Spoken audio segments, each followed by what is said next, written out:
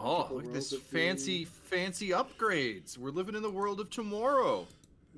This is the magic of the stream right here. My God. Done what I can. Stars. Well, I'm very impressed. Like, it's so exciting to have these boundaries set, for myself now. It's great. And the chat is down below me here. Yeah, you can see that. But great. It'll take a little bit before it starts to fill in. People can just start saying lots of things until they start seeing themselves appear, I guess. Over there, because I'm mirrored. Yes. Yeah. Yeah. Let me reset the sprint timer to start us off. That's right. If you already started sprinting, you get a whole extra minute. That is our gift to you on this Thursday. Yeah, so we're back.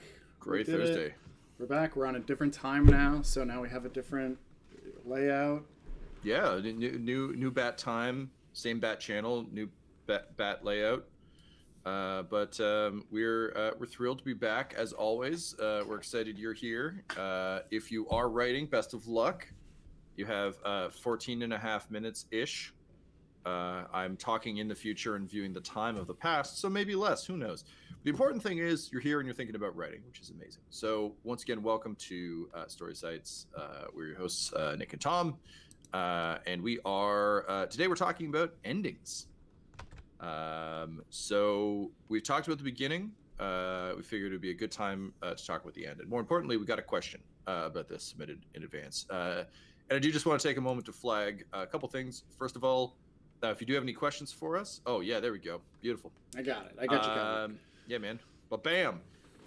If you do have any questions you'd like to have answered or things that you're curious about, please feel free to throw them in the chat or send them in advance to our Google Forms, which are linked in various places. Yes. We're happy to get to them. So on that note, oh man, I'm super hot. I'm gonna take this sweater off. On that note, we're talking about endings today because we received a question. A writer is working on a story, and they basically said that at the end of their story, there's a major plot twist. One of the characters' mentors turns out to be a villain. Oh no! It's the last thing you want. And they were asking whether they should write a couple of additional chapters to round out the story or just leave the readers on a cliffhanger and let them chew on that for a bit and then kind of come back to it later, which got us thinking about endings. Okay, so it ends with like dun dun dun, and that's it. It seems like that's where it's currently at, or it's unfinished, but they're wondering kind of what's the most satisfying place to leave it. Right. So, as with almost all of these, I do just want to kick this off with the big old caveat that this is... We're going to give you some advice, kind of the best of our abilities here, but keep in mind it is just advice. It's your story at the end of the day. And the most important thing is that you've reached a satisfying conclusion that you think works for your story. So we're going to give you advice as best we can, but you're the one writing. So you can decide what works best for you. This is just some things we've observed. And that's true of all the advice we will ever give you on this platform. At the end of the day, it's your story. Let's, before we get to whether or not you need a denouement or just cut to black, as we're describing from the ticketed question, let's just talk through endings in general first, so we have a nice baseline that we can work from. So, generally speaking, the human brain has a primacy and recency bias. So we'll remember the first and last thing. But often the stuff in the middle gets a little bit hazy. And if you think about all of the stories and movies you've enjoyed, odds are that's kind of where you're at as well. There might be moments and scenes that you really remember that are sort of sprinkled throughout, but generally speaking, those moments that really last for you are likely how you're introduced to the characters in the world, and then how those storylines resolve, the big exciting moments that come at the end. And that's not to say the stuff in the middle doesn't matter, because it absolutely does. In fact, that's the bulk of your story. But our brains really gravitate to beginnings and endings. And as planners and writers, often, I know certainly my brain, I usually know the end before I really know how we get underway. Yep. I know that's true for a lot of folks. Conversely, if you're a pantser, sometimes you don't know the ending. You're discovering it with your characters as they encounter the world and as they experience it, which is also totally fine. There are some dangers to that we'll talk about in a little bit, but also totally fine. Regardless, there are some questions that you should always be asking yourself. And stop me if you've heard this one on this channel before, but the single biggest one is, what kind of experience are you trying to create for your reader? That will help determine your ending more than almost anything else.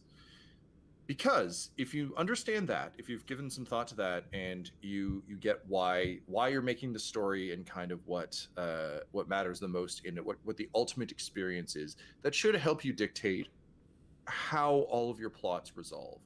Now, again, we've talked before about a major distinction that's always worth drawing, which is what does your reader want and what does your reader need? Odds are, if you're considering the experience you want them to have, you're thinking about what they need rather than what they want. Because what they want generally is for things to work out the way they've imagined or the way they hope, which can be very satisfying. Romance in particular, capital R romance as a genre, is built on this, built on the idea of the happy ending or the happy for now, which is, I know that my characters are going to end up together. So I can live through all of the ups and downs and you know, drama and heartbreak and everything else, because I know ultimately it's going to work out okay. So again, think about what that experience is. If you're not writing a capital R romance, it might be, no, I want the reader to be devastated. I want them to leave just feeling that exhausted form of catharsis where you've really been through some stuff. Pardon my language. I've come from a theater background, so I swear like a sailor. But to see a character who's really gone through some stuff and come out the other end, that's the way tragedy usually works. Tragedy being the classical capital T tragedy, where often we're seeing the characters' flaws, their hubris, their greed, their attempt to overreach, their attempt to attain the unattainable, destroying them or costing them everything. Often in modern terms, we see that as it happens a lot in sports narratives. If you're not telling like the story of the team that realized that teamwork was the real victory, it's often the like, I became a superstar, but it cost me everything. This is a lot of musical narrative, not like musicals and everyone sings, but music-based types ones, films. Yeah, exactly. Celebrity, a lot of celebrity ones focus on like what you give up to gain. For sure. And so again, with those, the story is, and this is like, if you really want to dig deep on sort of classical Western literature theory, which unfortunately, I know at least in my upbringing, going to school in Canada, that was primarily what we got. There was a real narrow focus on like Western literary device and invention. And of course, that is just a mere fraction of what exists in the world. So please take this with a grain of salt. But if we want to lean on that for a moment to consider the purpose of tragedy, as originally defined is to create a sense of catharsis in the reader, in that we've gone through something horrible. We've experienced negative emotion, loss, hurt in a safe way because it isn't directly happening to us. So it allows us to experience those feelings in a safe environment. Where we can still vent anxieties about those feelings. We can see our fears realized in a relatively safe way. And the hope being that when we leave the story or the theater, if it's a film or a play, that we feel better about our current state because we've gotten to experience all of that in a relatively safe way. Now we can move on with our lives. I'm going to tell you straight up, that is generally not true. That was the kind of ideal version of it, and that may have worked in ancient Greece. Given how many wars they had, probably not. Realistically, now it's often a way for us to experience those emotions, but doesn't necessarily make us feel better about the world. The example I always use is dog movies. If there's a movie where someone gets a dog, like, you know that dog is dead by the end of the movie, unless it's going to be like a Beethoven-type franchise. But if it's like, look at how improved their lives are by this dog, it's like, that dog is just going to die. And it's going to be devastating. It's going to be devastating, and you're going to feel all those emotions. And whether it's, you know, me looking at my current dog being like, oh my God, when is that going to happen to Ripley? That's going to destroy me. All my fears, cry. Or just in general, remembering a dog that's passed, or just even conceiving of what it would be like to lose a dog. It's just a chance for you to kind of have that experience without having that experience, which is kind of funky. But that's ultimately what the goal of tragedy is. So if that's what you're trying to build for your reader, if that's the experience you want them to have, that's going to tell you a lot about how this story should end. Not that everything needs to go completely awry or that everyone needs to lose everything. But if that's your goal and all the characters get what they want, your reader isn't going to have that experience. So again, when you sat down to create the story, the easiest way I find to drill down to this is just ask yourself, why did I write this story? Why here? Why now? Why did I sit down at my keyboard, pick up a pen and paper, get a typewriter, a quill, an auto dictator, whatever you're using? What made you want to do it? What was the thing you were trying to convey? Because usually that will help inform you as to where it needs to end up. And it's easy to get lost in the weeds in the middle, but if you fall back on that, why did you set out to do this in the first place? That'll often help. Right. So again, more than anything, if you take nothing from this, same advice we give every week. What kind of experience are you trying to create for your readers? Let that dictate your ending. Yeah. Nick, you got any additional thoughts?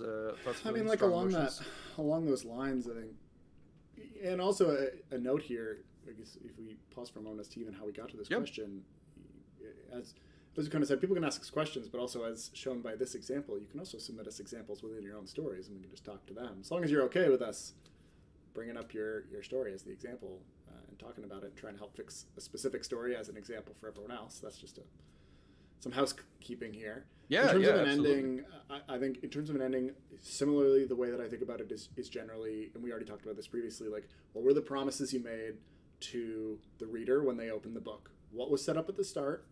What did you what was the question you effectively posed to them? Will they fall in love? Yes or no, right? Or, will the dog die? Yes or no?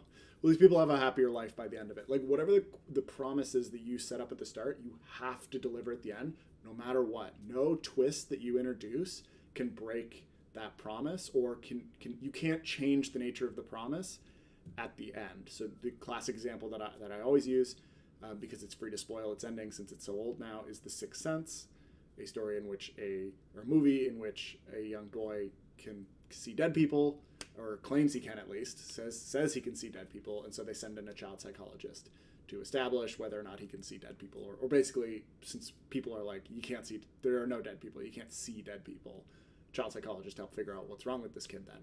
And the question that's promised at the front is, like, can he see dead people? Yes or no? Can he see them? Is this all real, or is it fake? What's kind of going on?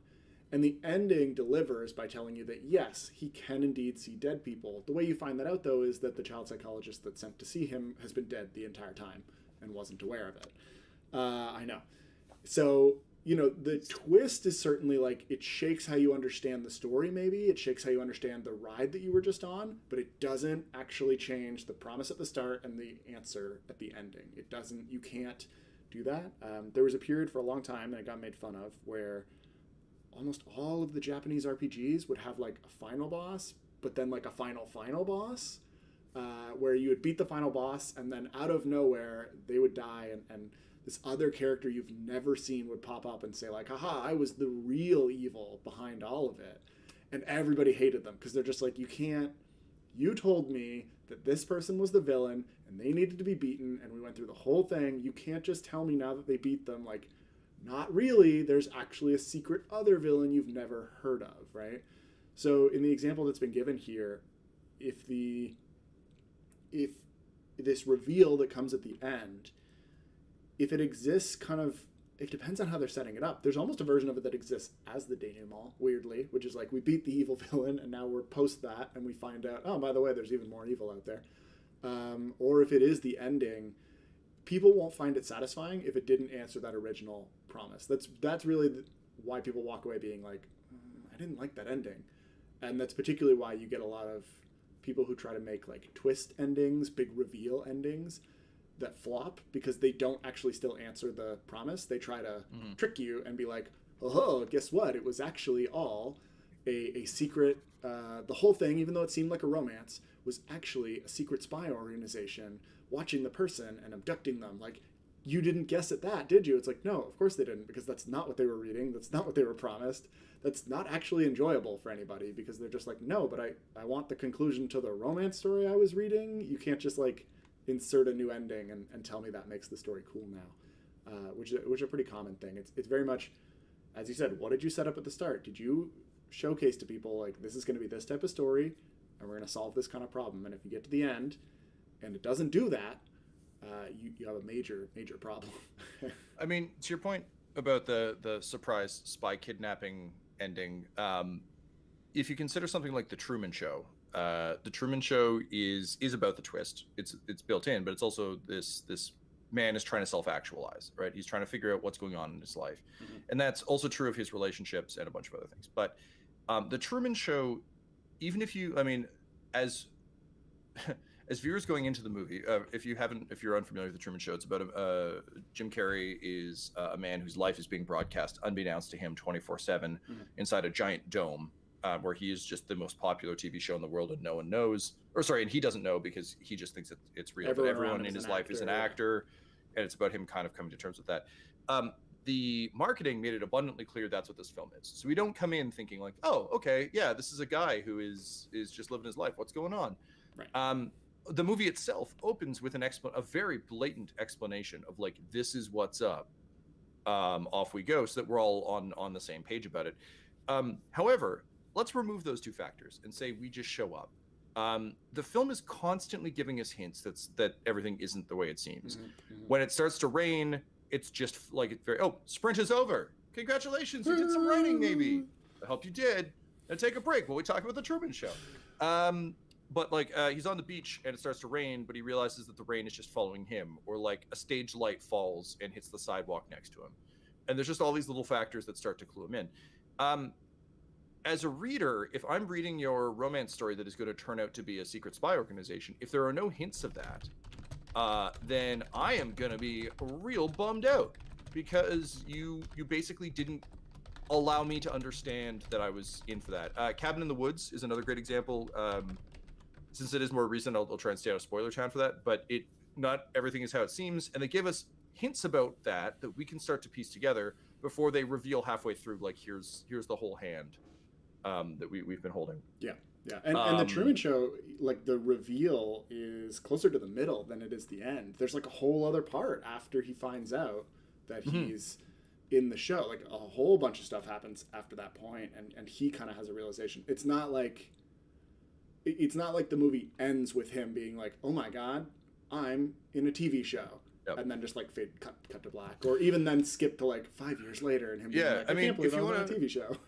But again, because it's about self-actualization, right? Exactly. It's about him deciding, after he has that knowledge, what will he do with it? Planet of the Apes, the original Planet of the Apes, is a great example of this too. Charlton Heston's astronaut crashes on a planet of apes. I know you never get that from the title. Fights a bunch of the apes, meets Dr. Zaius, and eventually they get away. He discovers that the Planet of the Apes has been Earth all along. It's a huge twist. It makes for a great musical number in The Simpsons.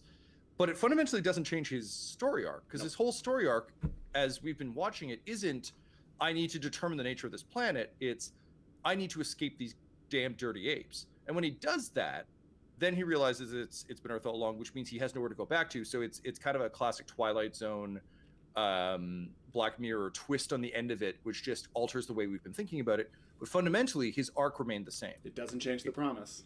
It gives us a fun twist at the end, similar to Sixth Sense or similar to the Truman Show. It kind of just like makes it a little more fun at the end, but doesn't actually affect. And it affects the way we consider the entire piece. But again, it's like, what are you trying to give your reader or viewer? In the case of Planet of the Apes, it's a cool sci-fi adventure movie about escaping from captors. That's really the flick. Yeah. And then the experience is, and you're going to realize that like all the things that these apes were accusing him of are a result of where our society's headed, and blah, blah, blah, blah, blah. The irony, of course, being that Charlton Heston, like, big NRA guy, and blah, blah, blah. In any case, so all that to say, that's a lot of jibber jabber around kind of why endings and what you should be aiming for. There we go. There's our sweet chat window. You can make it show up, but the good news is we've got eyes on the chat. Ren, we've got your comments. We'll jump to those in a second. I think if you post again, it'll show up. I don't know why it's being weird like this. But I just want to touch on two more things before we move into kind of more specifics and to our specific example. So we talked about what kind of experience you're trying to create, what kind of story you're trying to tell. When we're talking about satisfaction at the end of a story, we're also trying to answer two major questions that are kind of the same. There you go, Ren. It's working. Good test. So we're ultimately talking about two kind of major things. One is what questions remain unanswered.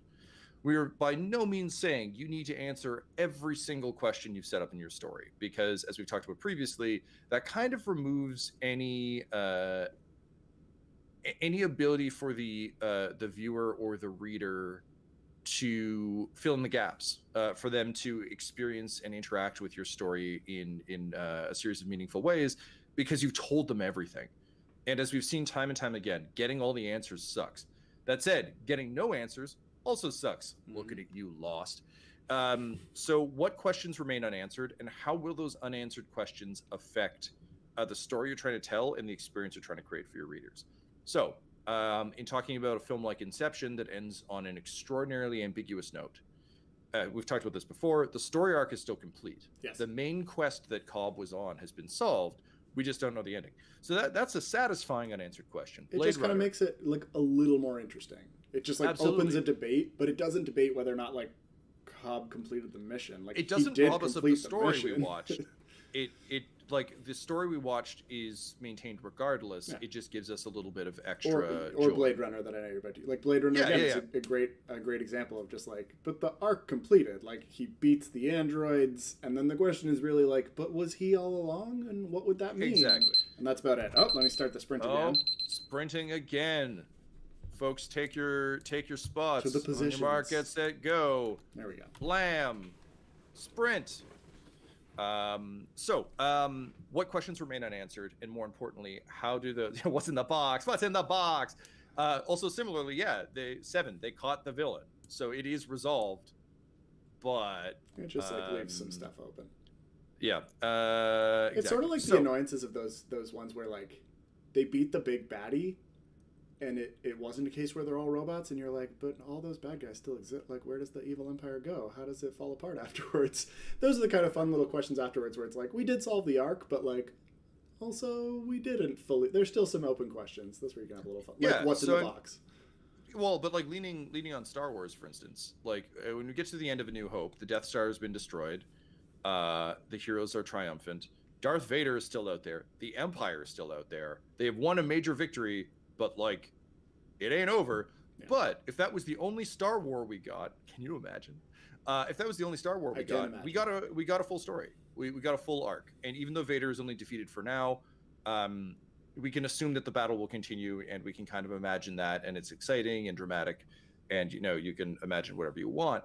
But the story arc of A New Hope is Farm Boy leaves with robot pals to go try and save a princess because she's got important. Well, I mean, honestly, if we're actually tracking, it's like important information must be delivered to stop big threat. Sure. That's ultimately it. And so the arc is, can we stop the big threat more than anything else? And we did. And they do. So we're good. That story is complete. And that one's a really good one because that was created fully under the understanding that like there would not be a sequel. They had no idea. No one had ever made anything like that, so they had no intention of making a sequel. So they can't. This is a really important thing when you're creating any of your stories. Like, do not write. This is always pretty universal advice. Like, don't write the sequel until you finish the first one and have seen what happened. Right? Like, do not set up a sequel. Just kind of leave behind. If there's other stuff you can go back to, like in this case, like Vader's not fully dead, but you could reasonably argue when he spun off into space, like maybe he died, and maybe the Empire collapsed after the Death Star was gone. You could reasonably, if you never got another Star Wars, be like, it probably all fell apart after that point. But since they were able to go back, they kept going. And there is an even greater additional sequel that's out there called, what is it? Something in the Mind Stone? It was a book that was written. Crystal Shard? Yeah, I don't know. It was a book that was written explicitly because George Lucas was like, if this doesn't get a sequel, I want to make one. It was Splinter of the Mind's Eye. Splinter of the Mind's Eye, yeah, and it's really funny. Leia lightsaber dueling Darth Vader on a swamp planet, so much fun. Which honestly, like, yeah, man, give me that. Well, because they were like, we may not have the budget to have space fights. We're probably never going to bring back Harrison Ford. He's too expensive. So like, write me something where it's just Luke basically doing things and no space. So they're all in swamp instead. They immediately crash into swamp, and that's the whole damn story. I mean, really, the most shocking thing is they imply that Y-Wings have two seats in them, which they most assuredly do not. Anyway, it was a special modified one. I don't want to get into it. But yes, so again, what questions remain unanswered? And will, more importantly, do those unanswered questions ruin the experience? In a romance, capital R romance, this would be like and some have pulled this off successfully, but it's kind of the like, and then I saw him in a bar, and like we ambiguously looked at each other. It's like, okay, well, I can assume that they might get back together, but also maybe they don't. Like it's, and sometimes that's what you want. But if I showed up for like a hard R romance, I want like some indication that this is going to work out, not some indication that they ended up in the same space. So again, what answers remain, or what questions remain unanswered? Do they ruin the experience? If they do, you got to answer those questions. Similarly, what major plot threads are there, and is their resolution satisfying? The ultimate goal of an ending is to bring a satisfying resolution to your story. And what I mean by that is, happily ever after or death, 100%. What major plot threads did you set up that are running throughout your story that readers will have glommed onto, that they're paying attention to? And did you bring them to a satisfying conclusion? Now, again, satisfying does not mean you did exactly what the readers wanted you to do. It doesn't mean that you did the exact thing that, logically should happen. You can twist it, you can do all sorts of stuff with it. But I should be able to go, yes, based on everything that occurred in terms of causation, this is a satisfying resolution to the plot thread that I was following. Yeah. Even in something like Game of Thrones that kind of revels in like killing characters almost at random, with the characters that die, you can still generally contextualize them in the sense of, okay, I really liked this character, I really liked their journey, and I was really on board. Did their death make sense in the context of the story I was watching for them? In the case of war characters who are, or any character who's putting their life in active danger, anytime that character puts their life in active danger, they could die. So theoretically, like if our hero is a firefighter and they go into a burning building and die, it's disappointing because we don't get to see all of the potential plot arcs that have been set up by that character resolved. But their death does logically track within everything else we've seen to this point. So we're disappointed that we don't get the rest of it, but it was a very real possibility. Game of Thrones, again, it's, you win or you die. Everyone is dying all the time. So again, it's looking at a character death and going, oh man, I was really into so-and-so's arc and I really wish they hadn't died. But based on all of the dominoes that fell to get us there, I can understand why they did, and it's fair. Yes. Where it feels less fair is I've set up like a big major plot and then a character steps out on the street, gets hit by a car and dies. It's dramatic, it's shocking. Look at you, Grey's Anatomy.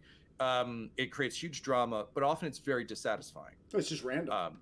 Yeah, it's drama for the sake of drama. And sometimes you need that, totally fair. But just in terms of understanding what's satisfying and not, in cases where you are going with, say, the Grey's Anatomy, like insta-kill, oh no, what do we do? The satisfying resolution has to then come from the other characters' reactions in the story around that death, rather than from the death itself. And even then, it probably will still be somewhat dissatisfying. Yeah. Like we talk about this all the time in like role-playing games, like Dungeons and Dragons. Like I let my characters die all the time because I think it's more narratively interesting. But the trick isn't like, oh, the person we've been traveling with for 4 seasons just died and I don't care. It's, oh, the character I've been traveling with for 4 seasons just died. I care the most. Now the next plot is about getting revenge or mourning them or trying to complete their quest. Sure. So the resolution actually comes much, much later, still tied to that character. It's just that character's part of the journey has ceased. Yeah, I mean, they have to die because it's related to their arc. It can't be, you also can't kill characters to move someone else's arc forward. That's how you end up with terrible tropes, a particular one around women in the, women in the fridge or whatever, in the icebox? Fridging women. If you're unfamiliar, this is a trope that, in terms of hills we'll die on, this is a hill I will die on. Don't fridge your characters. This was a very famous instance of I believe it was the Green Lantern? I think it was Arrow, actually. Was it Arrow? It was Arrow, yeah, you're right. Came home to find that his girlfriend had been murdered and stuffed in a fridge just to give fun. Him a cool revenge plot to go on for an issue. Character had no agency. Death was just part of his journey and has been illustrated by Gail Simone and a bunch of other really, really good writers as kind of a perfect example of what not to do, particularly with, we see this all the time with female characters. It ties into the bury your gaze trope, where oftentimes characters who fall into the LGBTQIA plus spectrum just get killed out of nowhere to like raise the journey of generally character. Like the cishet white lead, male lead. Again, like look at what you're doing and why. That's not a satisfying resolution to that character story. They have to die because their arc earned it. Yeah, exactly. So if the alteration on this would be if the lady who ended up in the fridge was investigating the mob. Like let's flip it and make it Superman and Lois Lane, because this tracks a bit more. Lois Lane is a character with tremendous agency. She has personal arcs, she has goals, she has flaws, she has objectives. It's one of the reasons she's an enduring character who can stand shoulder to shoulder with someone who is literally a god. So if Lois Lane is investigating the mob and she's getting too deep into a story, and Perry White at the Daily Planet, I was gonna say Bugle, and different That's reporter. the better version. He's like, please don't go. Do not do this. This is a bridge too far, Lois. Like, they're dangerous people and they're on to you. Don't go. And she's like, I gotta get the scoop. And then she gets killed and ends up in Superman's fridge. That's not to motivate Superman. That is a direct consequence of her actions and is tragic and brutal and will affect Superman's arc. But it wasn't just to give Superman motivation to go do something. Yes, you can't kill characters for that reason. Yeah. They can't progress someone else's arc. It has to be. And this is why often you find so many characters die heroically, basically, because that's how they end their arc. And it's very common among redemption arcs for them to die, that they've like finally, because that's kind of like the peak of once you're a good person, you would die for someone else. So none of the good characters ever do that, but the bad characters who have become good, they can die for someone else to really prove that. It's also a loophole that helps you get around the much more complicated questions of rehabilitation and like atonement, where it's Star Wars is rife with this, where it's like a character who's committed genocide at a planetary level, like has a last minute change of heart, but then has to die immediately because no one wants to deal with like, okay, so like, where is the space hog? We got to try you for all of the horrible stuff you've done. Yeah. That was nice of you to throw him down the shaft dart. Yeah, thanks for throwing him down the shaft dart. You still got to go on trial. Can we talk about Alderaan though? You killed a lot of people. There are narratives that do this brilliantly, where they don't let the character off the hook, because there is something much more horrible in terms of comeuppance for a villain who thinks they're right to have to observe how wrong they were. This is the Negan arc in The Walking Dead is about like, well, now you have to watch, like, you thought society had to be this way. Cool. We're going to show you that it's a much better way without all the violence, and you're just going to have to sit there and realize how wrong you were for the rest of your life. Pretty bold. It's a good punishment. Also, it's true to life. Anyway, all this to say, are your plot threads resolved in a satisfying way? That satisfaction might also be there's more to come. It doesn't mean you have to close the door on anything. Again, leaning on Star Wars because it's so good, but being archetypical. Empire Strikes Back, the pinnacle of the franchise, doesn't have a full-blown ending. It's like the arc is resolved-ish. The stakes have been raised, new problems introduced, but we have a sense of where these characters are going. So yeah, they all just got their butts kicked, and everyone's real sad. And like new revelations have come to light that completely alter the way we view everything. And at the end of the movie, they're like, we're going to go find Han, and then we're going to stop the Empire. I'm like, oh, cool. I know where this is going, but for right now, I'm satisfied. It's, Avery, you pointed out Happily Ever After. The other version of that for romance is the Happy for Now. Yeah.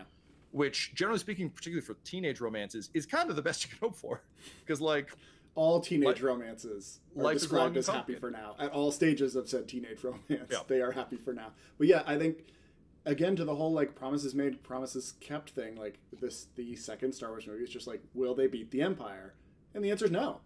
But you did get the answer, which is no, they do not beat them. They're not dead, and so there can be another movie, and they're gonna pursue that further. But you did technically get the answer to like, oh my goodness, the Empire's come back. Like, will they get their revenge? Will they beat them? And the answer is like, yeah, they'll get their revenge, and no one will beat them. No, and so that's a great situation where even using the first one that we showed, like it resolved a promise, but it still left other promises open. Like, will they largely defeat the Empire? Would the Empire come back? What's going to happen? Like, where does the story go from here? But to your point about like the wants versus the satisfaction just comes from whether or not that initial promise was delivered on. Does the feeling, did the feeling match, right? Was it a tragedy? Was it a romance? Did it answer what you set up? I'm satisfied. Even if I disagree, this is where we get to the HEA thing, for example. If someone ended a romance with not them living happily ever after, it is no longer a romance, but they did promise at the start whether or not they'd get together was the question. If they don't get together, you're like, I don't like it because I wanted a different ending, but I am satisfied they did end it. Versus if it ended with like, I don't know, a knife fight and they're still not together at the end. They just like, he saves her life and that's it. And it's just like, okay, but are they what happened? Like, that was twisty and I get it, but like, are they together? I don't know. So that you can get a lot of stuff like that. Things happened. but I don't really know what it meant. What does ATA stand for, Nick?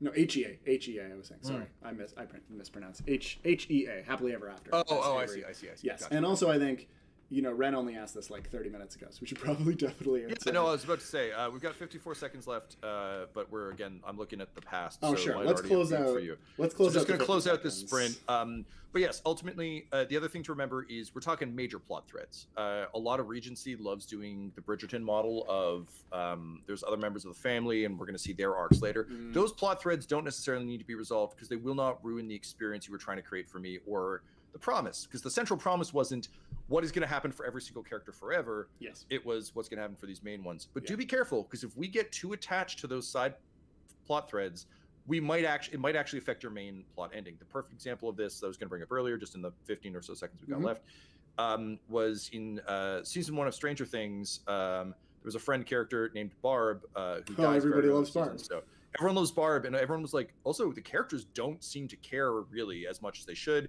So they actually, based on fan reaction, had to build in a major plot point about that into the second season because they fridged Barb, and everyone was like, no, actually, we cared a lot about her. So just be careful because there are what you think are major plot threads. You need to be careful about what might have become major plot threads without you noticing, and make sure that those are getting a satisfying resolution as well.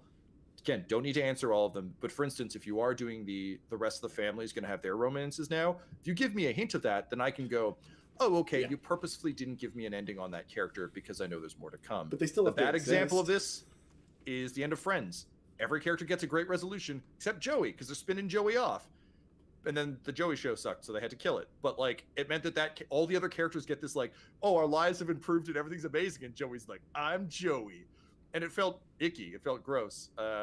It is very weird. Yeah, I mean, you have to, if you're not gonna, when you do an ensemble one like that, like everyone has to end. You can't spin it off really. Oh, just give him a win there. Yeah, like and then Joey got X thing that he always wanted. Fantastic. The best sandwich, and he had sex with twins, and it was the best thing that ever happened to him. Okay, and now he moves to the other coast where he can go have a disappointing solo show. Yes. We are at time. Congratulations on your sprinting. I don't know if anyone's writing, if they're posting any... I mean, if you are, though, I hope your fingies are sore from all the typing.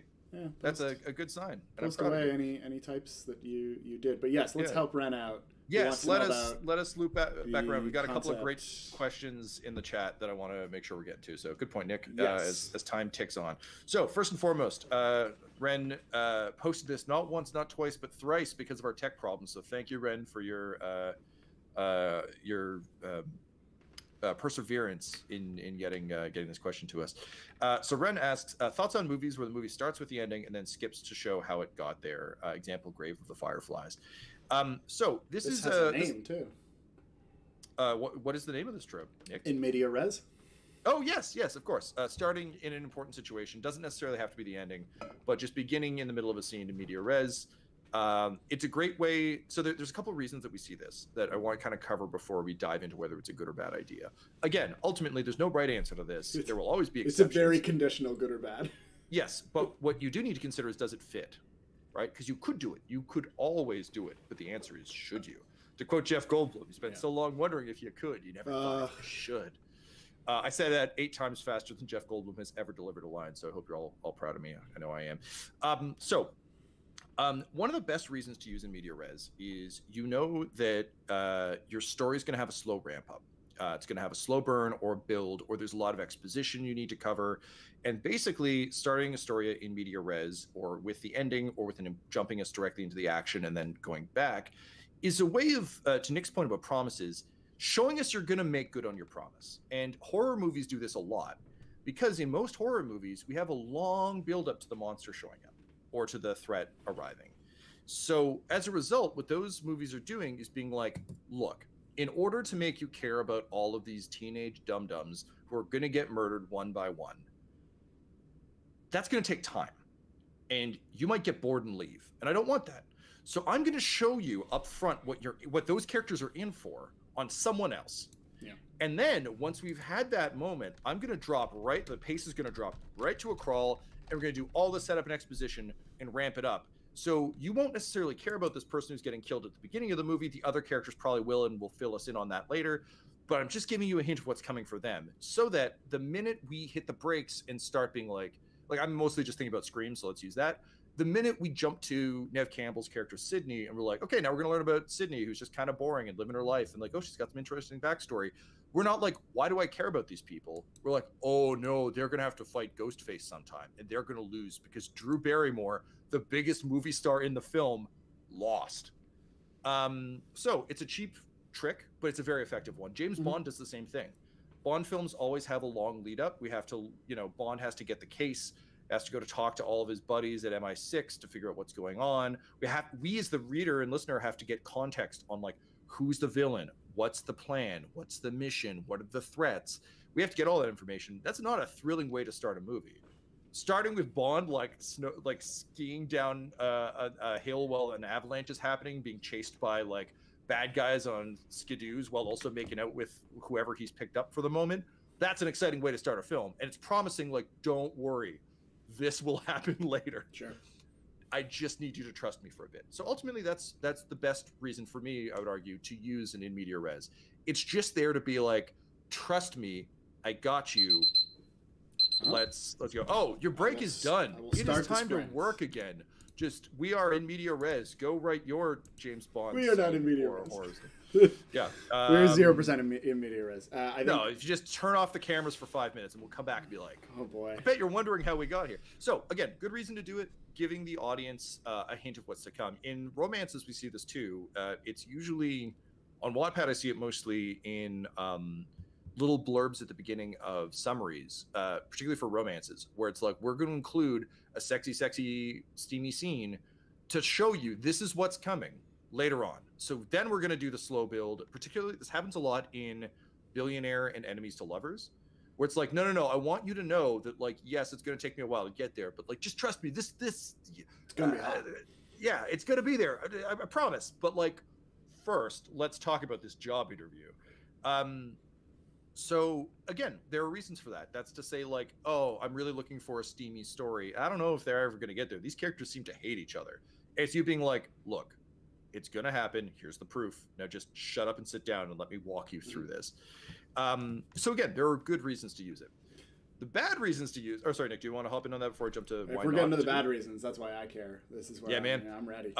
The bad reasons are it's also a bit of a cheat to dodge having an actual hook. Yes, there it is. And here's the thing. All of the examples I've just used still have an incredible hook. And if you were to cut that scene, yes, we might not care as immediately because we don't know what's coming, but there's still enough hook there. Scream does this masterfully. Like, I cannot speak highly enough about the script for the first Scream movie. It's insanely good. But even when we're just meeting these people, like, we're immediately introduced to the fact that, like, Sydney's mom was killed, like, years ago by a serial killer who is up for parole. Like, it's a hell of a hook. Let alone, oh, and our friend just died. Like, if we don't see Drew Barrymore die, we're just told, like, a friend of ours got gutted. And also there's this serial killer who might be getting parole. Yeah. Also, your boyfriend is really pressuring you for sex. That's a hell of a lot of hook to carry us through to when the actual, blades and hooks come out. James Bond, similarly, the fact that he always gets a mission off the top means that even if we're a little bit bored, we still get a scene that's like, this is what you're going to get. Something is still starting. Exactly. So the danger with using in media res is sometimes people use that as an excuse, whether they're doing it intentionally or not, as an excuse to not actually have a hook. Because the hook that they're presenting, particularly in my steamy example, is, don't worry, they'll bone later. Just to, like, hang out for a bit, whatever. Like, they'll get to the sex. And it's like, okay, but that's not a hook. The first chapter better be them bumping right into them. Like, immediately. Yeah. Immediately. Like, we still need something, right? We need something that tells us this is going to be a good story. Similar to what we're talking about with twists. Your story should be able to stand without starting in media res. So again, the goal with these things is to whet our appetite, get us excited about what's to come, possibly give us interesting foreshadowing. People use it for twists all the time. We see a character die, we think, and then it turns out they don't. Guy Ritchie just made a generally kind of bad gangster movie called The Gentleman that literally opens with one of the lead characters like having a drink in a bar, and a guy comes up behind him and shoots him in the back of the head, and then we're like, how did this happen? And like, it's a twist because it's someone else. We were tricked out of the gate. So we spend the whole time being like, oh, this is building to a tragedy, and then the twist is, oh, we were misled, which again has its place. It doesn't work in that film, and it doesn't work in most stories. So they didn't make the right promise. So all this to say, should you do it? Maybe, but have a damn good reason for it. and be very, very careful, because again, as Nick and I have just been like begging you, the hook must be there. If the hook isn't, you cannot replace the hook with a scene from later in the story and just hope that that will do it for you. You absolutely cannot. It does not work. Please don't. This is the same reason that I have an issue with prologues. Is just like they can't supplement a hook. If I skip your prologue, I should still be able to read the first chapter and feel cool about your story. I should not skip it and just be like, man, this is boring. I should not have been really into it because of that. And I think, this is for me, like the ideal example that I use is Psycho-Pass, which I love as an anime. Though it's very dark, so it's not for everyone. It's hard to watch in that sense. But it does open with like, here are two people who are destined to fight. It's right before the two of them fight. It's their big fight. It's them preparing to have that fight. You don't know who either of these characters are, and you just like see them and they're about to have a fight, basically. And there's a narrator being like, this is the story of how like they were always gonna fight. And then though it cuts back to the real action where she's immediately dealing with a suspected potential murder case, like in real time, right away. It's just like, boom, she's new on the case. Because as we've already discussed, like the story basically starts with where the character's life suddenly, you can always think of it as like, and then their life changed. It's usually the moment that something happens. In improv we call it the day of days. Right. It's not just any day. It is the day of days. Yeah. So the day that her life changed was the day that she first started on the force, and she dealt with this case, and as part of that case meets one of the two people who end up in that fight. And so you immediately know like, oh right, they're gonna fight. And what's really well done about that kind of story, because it goes immediately back into the hook, you almost forget about the ending that it showed you at the start. You kind of just, when that scene comes back up later in the show, you're basically just like, oh right, they told me they were gonna fight. I totally forgot I saw this scene, because all the other interesting hook was already presented along the way, and I didn't have to worry about that. And I think this also speaks to me. This is a really fascinating thing around endings and satisfying endings in relation to romance, which is that like romance people, as per the happily ever after rule, they know what the ending is going to be. They've always known. That's not why they're signing up, basically. Like they're signing up for the friends they make along the way. They know that that's like, they have to get together. That's the whole point of reading it. And you are going to be satisfied when they eventually get together, but you're more going to be satisfied based on like, did they earn it? Did they deserve to be together? Did they do enough to show that they love each other? But like whether or not they were going to get together wasn't really up for debate. That was always going to happen. And so, that for me is kind of where people don't have to worry so much about these endings, where they're so concerned about like surprising people or twist or leaving it open. It's kind of like lots of readers actually fully know what they're getting into. They want a romance story, and they want it to be fun and have ups and downs, all these roller coasters, but they know how it's going to end. They're not reading it to be surprised by the ending. They're reading it to kind of enjoy the journey along the way. And now we have other questions here. Vanessa wants to know about bringing a character back from the dead. I mean, like, I guess we would have to discuss this in the realm of like sequels, because this is an endings discussion. Yeah. So sequels, I want to leave sequels for a full other chat. I used to run a podcast called Please Sir, I Want Some More, where my partner and I would just talk through sequels. I find sequels fascinating, and on Wattpad, there's a real desire for them and interest for them, and writers love writing them. I'm guilty of this myself. But wow, do we need to have a talk about sequels? So I'm going to touch on this question, Ren, briefly. I'm going to deal with Vanessa's first. We'll talk about the sequel potential briefly, but I will promise you, I mean, I don't know, maybe we'll just do this one next week. We'll talk sequels. Yeah, let's just do that. We'll just say we'll do that. So we'll do sequels next week, but it is definitely a full hour's worth of talk, particularly given how much I ramble. So Vanessa's asking about bringing back a character who died and now surprised they're alive. Don't do it. I mean, I would disagree, except, again, it's all about promises, right? Being as big a fan of the Fast and Furious franchise as I am, they bring back people all the damn time, largely because they didn't realize how much they liked those actors when they killed them in movies for no reason and then went, ooh, we made a mistake. But those films are also nonsense. They're like, you can't use them as a structure because, yeah, to Nick's point, like it's literally just an endorphin machine. Like they're literally just like, a cat slapping a button for treats. So they can just do that because I'm like, honestly, this movie is more fun with that character. So if you're just like surprised they didn't die, I'm like, that's fine. Cool. Now drive the cars. I was never here for the character death. Exactly. Yeah. Similarly with superheroes, the reason people kill superheroes in comics all the time is because they want to tell a story about what the death of that character means, right? And I mean, superheroes fall into a lot of the classic, and this is like a universal truth of mythology around the world. Those classic mythological character arcs. I mean, honestly, the word hero itself requires you to be dead. In like the classical Greek sense of like a hero is someone who did tremendous things but is no longer alive because all their heroes died all the time. So it makes sense, right? We want to see, well, what does the death of Batman look like? What does the death of Spider-Man look like? What does Wonder Woman's death look like? How do these massive giants fall? What is the result? How do people change and rally and blah blah blah blah blah. Also, from a purely mercenary standpoint, it sells a hell of a lot of comics. The death of Superman in the 90s, like 90s were a dark era for comics. Great for cartoons, about comics, terrible for comics. And so they're just like, well, Superman's never died for realsies, so we'll just kill him for realsies. And it sold like hotcakes. It is a mess, but it sold real well. Everyone was mad at it as it sold. Yeah. So, again, what's the promise? To my mind, if I trust a writer, and there are certain comic book writers I trust very implicitly, I'm like, oh, you're going to tell me a great story by killing this character, so I trust you to do whatever you're going to do because I guarantee you've got a good idea for this, and it will be interesting the whole way through. If I don't trust the writer, then I'm like, you're just doing this for shock value and I hate you.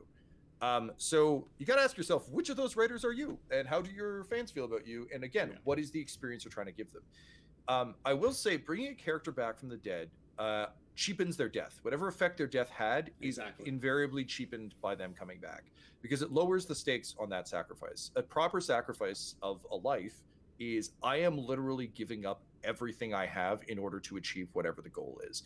That's a pretty big moment. And as a reader, we feel those moments very intensely. Think about your favorite last stands. I love last stands. In video games like Left 4 Dead or any of these co-op like shooter games where there's like zombies, I'm always the one who's like, I'll hold the bridge. Y'all get out of here. And I have my little Gandalf moment of just being like overwhelmed while, screaming, remember me, tell my wife I loved her. Those are great. But if I then just show up 2 minutes later, that meant nothing. Right? That whole sacrifice meant nothing. Just like Gandalf.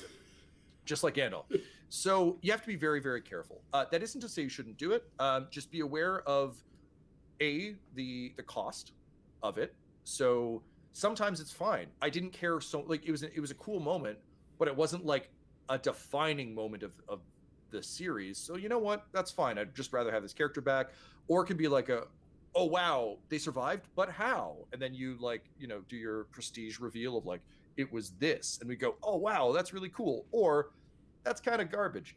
But regardless, you should just be clear in your intent as to why the character is coming back. If it's for shock value, you need to have a damn good series of events that brought them back. If it's because the readers miss them and you miss them, and you're willing to sacrifice whatever the death meant in order to just get to have that character around again, you can do it, but be aware that you're cheapening whatever that scene was and whatever that was. Like, I accept it as a reason, but I don't like it. Absolutely. Like, again, no right or wrong, but like, there's definitely some that feel better and feel worse.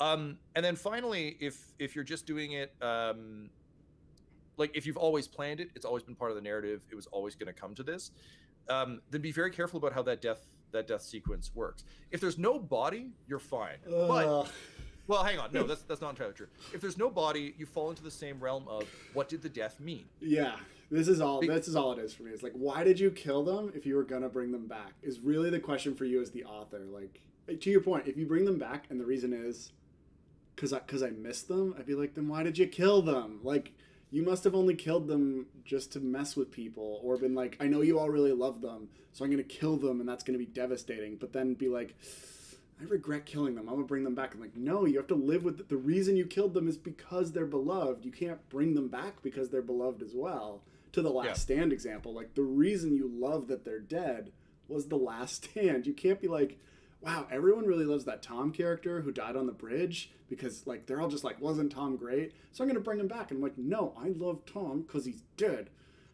Like, and I'll never get the reason I'm upset about his death is I'll never get to see what he could have become. But that is in itself satisfying. I'm upset about it, but it's still satisfying. So yeah, those are the questions for me where I'm like, if you're gonna bring them back, why did you kill them? And in that case, like, there's a couple of examples with the no body equals not dead that's like fine, I guess. Usually where it's Well, like a main character, or it made no sense in their arc for them to like really truly die. But just be intentional about it, and also be willing to accept the rage of Nick and readers like Nick. correct. Specifically, when you it's bring my them back. rage. Yeah, yeah. Although to be fair, I cried like a baby when Shadow of Colossus endings happened. The very end. I have not finished Lost. it, man. I know it ends in tragedy because it's by those guys, but yeah. But like, stuff comes back from dead, and I was okay with it in that case. But it's only because they were definitely dead. That's what made it interesting, actually. So like, when there's no body, not dead, and they come back, at this point, it's kind of like, yeah, of course they did. But when they're like definitely dead, and then it's like, actually, they're not. And you can pull it off. It's extremely risky. It's like a 99 to 1% odds. If you can pull it off, is but like, the big... man, it devastates. Let's talk about Ren's sequel potential. Although I feel like we already kind of answered this with the whole Star Wars so thing. we're gonna burn this down, and then we're gonna talk specifically about the question. We might go like 5 minutes over, but that's just the nature of the beast today. Right. So ending sequel potential. Again, as we've been describing, the story still has to have a satisfying conclusion. Now, that satisfying conclusion can still be, again, to Star Wars, like, cool, like you struck a big victory, but the war is still on. The bad guys are still out there, and like, there's other stuff to come. Like, this will not go unanswered. As a viewer, I'm like, oh no. But you know what? They did it. They beat the odds and they won this fight. Like, won the battle, didn't win the war. Yep.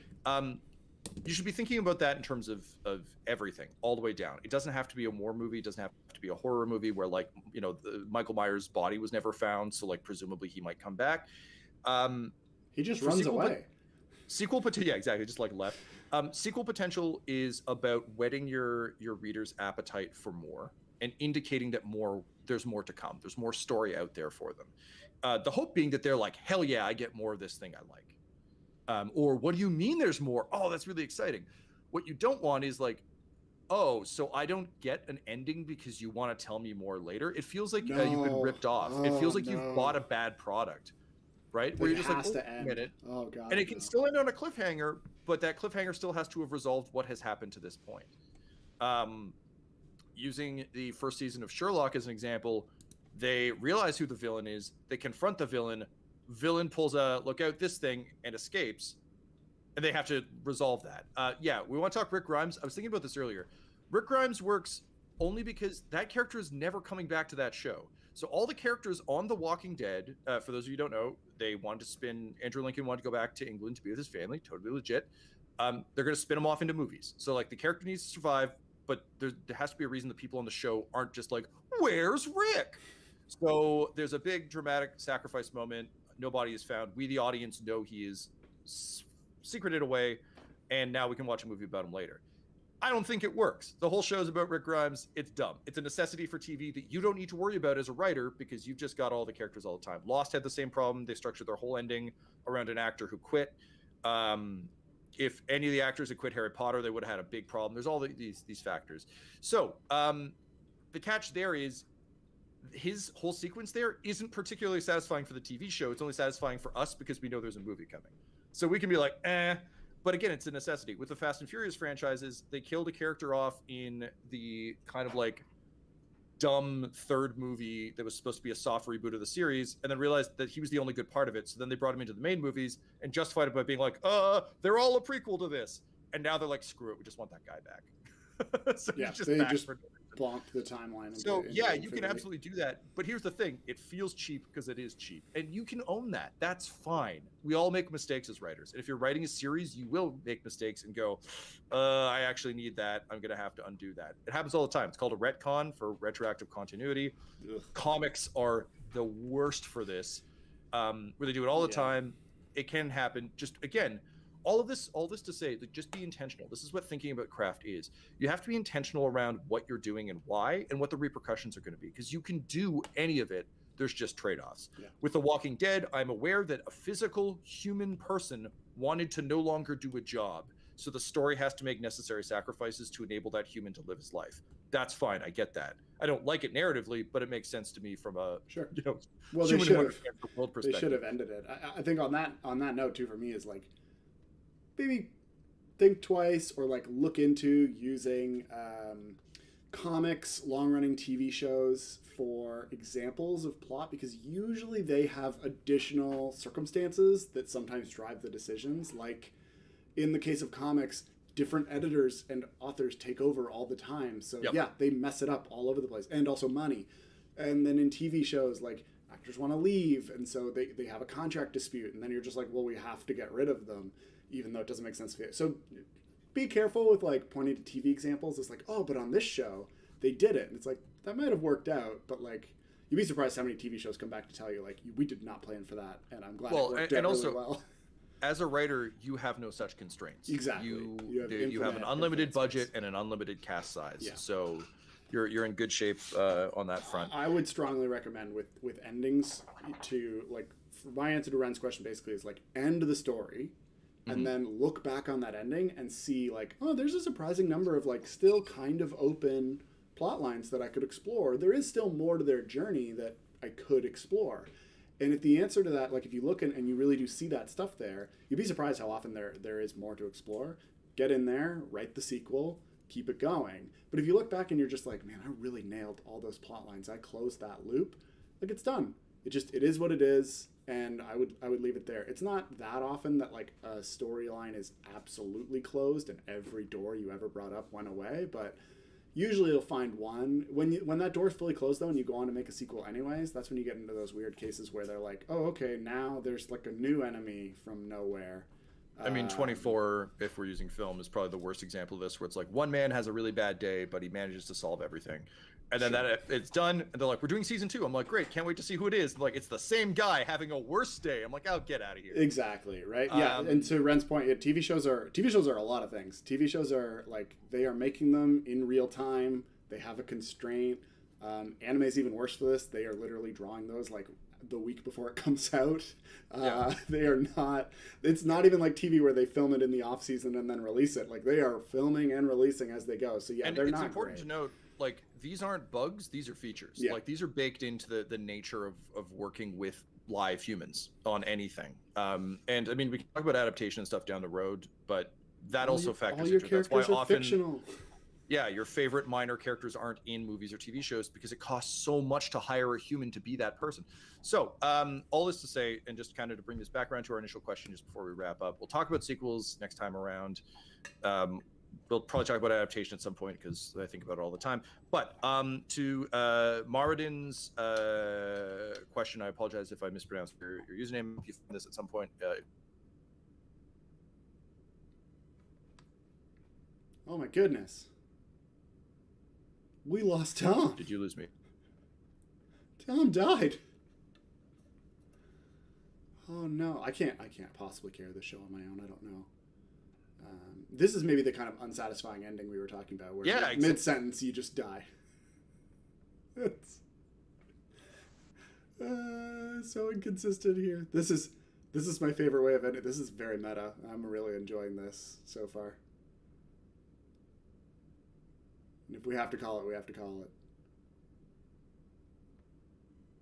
Oh, almost. Tom, did your internet die? Is everything dead? Can you hear me now? I can hear you, yes, just barely. Yeah. So, ironically, didn't lose Wi-Fi. I'm on a hard line. It's the hard line that died, but my Wi-Fi is fine. So that raises even more questions. Yes, but to Nick's point, yeah, that is a dissatisfying ending.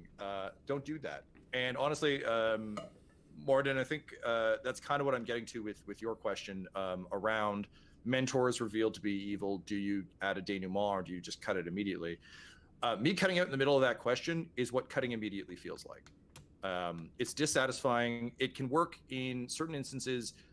Well, again, leaning on TV, it worked in The Sopranos in that they wanted to leave you with that feeling, and everyone got real mad about it and is still talking about it.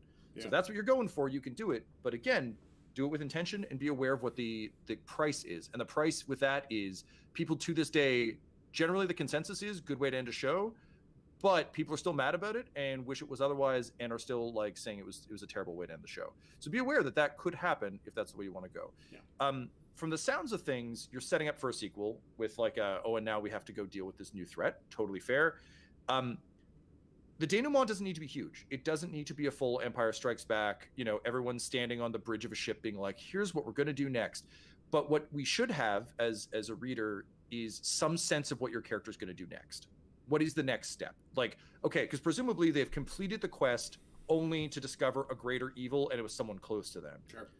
It can be something as simple as like, I always think of like, Lord of the Rings does this pretty well in the films, where it's like Sam and Frodo being like, there's still a long way to go. We're going to go.